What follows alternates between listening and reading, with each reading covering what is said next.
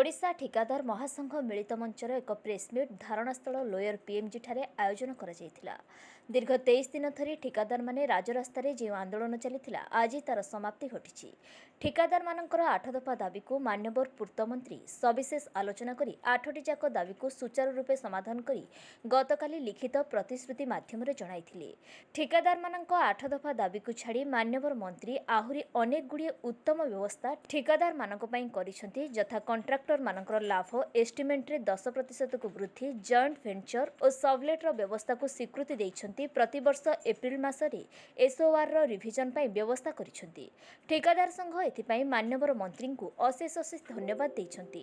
एकाम्र विधायक श्रीजुक्त बाबू सिंह महोदय एवं बीजेपी रो वरिष्ठ नेता श्री जगन्नाथ प्रधान ठिकादार मानक दाबी पूरण पई मंत्री को सहयोग और आलोचना करिथिबारु ठिकादार संघ सेमानकु अशेष अशेष धन्यवाद देइछंती। शेषरे ओडिशार 30टी जिल्लारू आसिथिबा ठिकादार मानकु तांकर धैर्य और संघ सह जोड़ी होई रहिथिबारु संघ तांकु धन्यवाद जणाइछि। एही मीटिंग को सभापति श्री अनिल कुमार महालिक, संपादक श्री दिलीप कुमार जेना, एओसीए अध्यक्ष प्रभात दास, वैद्युतिक संघ सभापति आशीष कुमार सोम, संपादक भगवान विश्वाल और चंदन सतपथी परिचालना करथिले। समस्त दाबी युक्तियुक्त तेणु स्वीकार प्रथम भी स्वीकार करथिले एवं आपणकर आलोचना माध्यम ताको आपणकर ग्रहण भी करिवो बोली कि कहिथिले।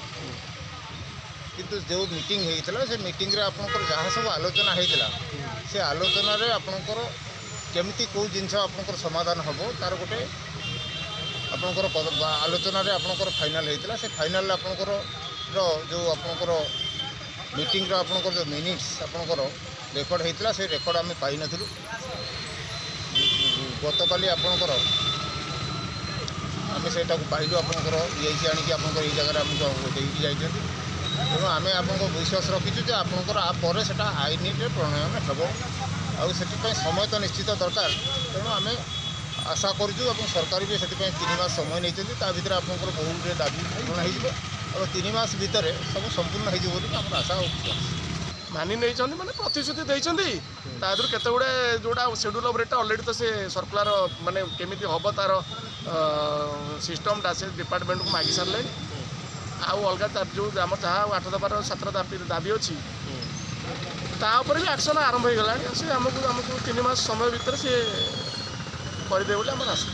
जो दाबी थिला जे आपन को लिखित आकार नदेले आपन उठिबे नाही बोली ना लिखित आकार मिलला ना मिनुट्सटा जो होइतला मिनुट्सटा मु काली आसिकरी मिलगला काली हमर गवर्नमेंट तरफ आसिकरी आइछि निजे आसी देख जाइछ काई ना आपनकर जो अन्य जने थिले सीए टू ओरी जाइथिले से कहिथिले जे हमर दाबी को सरकार मानेला हम किंतु आपन कहिथिले जे हमको लिखित आकार नदेला लिखित आकार हमको काली ही मिलला काली राति हमको मिलला हम सेते आज समस्त आलोचना करी आज हमर धारणा रहित ताले एथर काम रे आ कोन प्रकार व्याघात देखा जीवन सरकारी जो सरकार आम कथा को ग्रहण करिसंते आम काम रे लागि नतर।